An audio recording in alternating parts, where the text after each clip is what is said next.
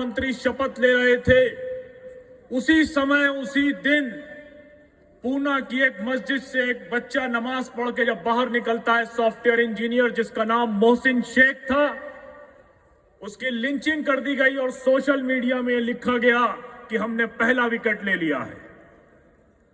और उसके बाद जो सिलसिले शुरू हुए, जिसमें अखलाक है, जिसमें पहलू खान है, जिसमें जुनैद है, जिसमें अफराजुल है, सबके नाम आपके सामने आते हैं।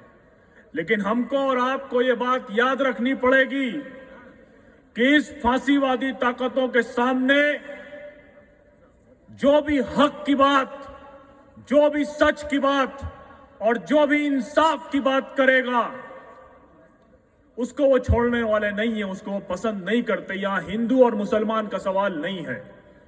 मैंने आपके सामने अफराजुल और जुनैद और पहलू खान के नाम लिए, तो आपको याद होना चाहिए कि बुलंदशहर उत्तर प्रदेश में एक पुलिस ऑफिसर सुबोध सिंह ने जब दंगे को रोकने की कोशिश करी, तो इसी संघ परिवार के लोगों ने उनकी जान ले ली।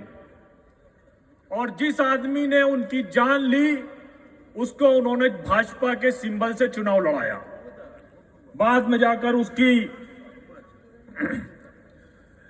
जमानत जो है वो सुप्रीम कोर्ट के हमारे दोस्तों ने कैंसिल कराई।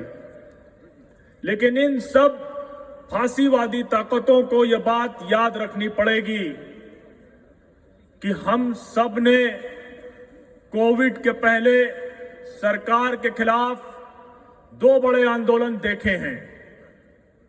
और अगर दमन का, प्रतिरोध का यही माहौल रहा, यह माहौल कैसा है, बंगाल के लोगों को यह जानना चाहिए कि 11,000 से अधिक इनकाउंटर उत्तर प्रदेश में 7 साल में योगी सरकार ने किए हैं।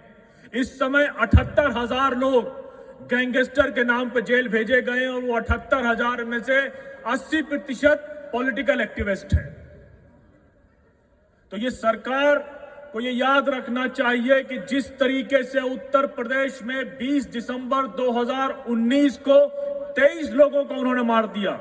लेकिन मुझे एक बात आपको और बताऊं कि इस गोली चलाने वाली सरकार के सामने कल भी आवाम खड़ी थी और आज भी आवाम खड़ी है। 20 दिसंबर को जब संभल में 2 बजे फायरिंग करी गई और लोगों को मारा गया, शाम 6 बजे वहां दोबारा से धरना चालू हो गया। जब कानपुर में 5 लोगों को गोली मारी गई, रात में जिस सड़क पे गोली मारी गई थी, लोगों ने उसी सड़क को ब्लॉक किया और कोविड तक वहां पर धरना चलता रहा। तो अगर ये सरकार ये समझती है कि हमारे दोस्तों को जेलों में डालने से हम अगर डर जाएंगे, तो हमारी दोस्त तीस्ता सीतलवाड़ यहां मौजूद इस बात को बता रही हैं कि हम डरने वाले नहीं हैं। आप सिर्फ 2 तस्वीरें अपने दिमाग में लाइए। एक उमर खालिद जब अपनी बहन की शादी के बाद पैरोल से वापस जा रहे थे, तो उनका मुस्कुराता हुआ चेहरा और मुट्ठी बांध करके इनकलाब का संदेश हम सबके सामने है। और दूसरा याद करिए, जब रिपब्लिक टीवी के एडिटर अर्णव गोस्वामी को जेल में डाला गया था, तो वो किस तरह रो रहे थे। तो न ये जेलें हमें डरा सकती हैं, न ये सरकारें हमें डरा सकती हैं।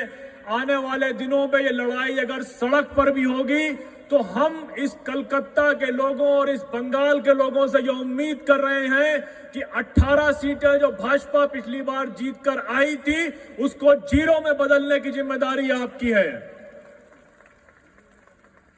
ये रैलियां इस बात का संदेश देती हैं कि हम सिर्फ सड़कों पर संघर्ष नहीं करेंगे, बल्कि हर बूथ पर जाएंगे और बूथ पर लोगों से जाके बात करेंगे। और अगर 18 सीटों को 0 सीटों में आप बदलेंगे, तो कर्नाटका से लेकर पंजाब तक भाजपा सीटें नहीं जीतने वाली है।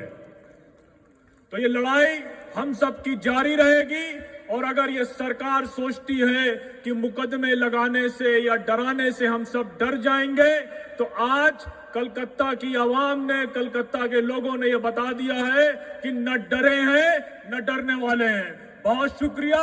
इनकलाब जिंदाबाद।